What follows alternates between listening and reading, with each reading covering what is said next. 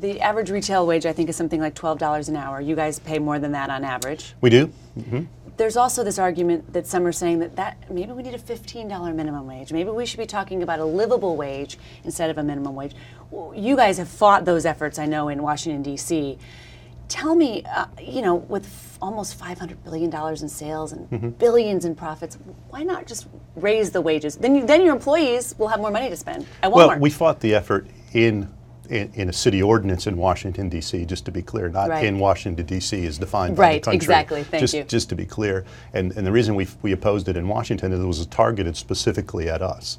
The discussion around the starting wage, minimum wage, is one that the country needs to have. The debate needs to be had. But that's not the issue. The issue isn't where you start. It's where you go to once you've started. The mobility. The mobility. And so raising the minimum wage will change the starting wage, but it won't adjust where people can go to in the career opportunities that exist in the country today. And one of the reasons that we launched a manufacturing initiative earlier this year was to help address that. At our company, you have the opportunity to enter at whatever level your capability would suggest, and you have the opportunity to advance. But that opportunity doesn't exist everywhere in the country.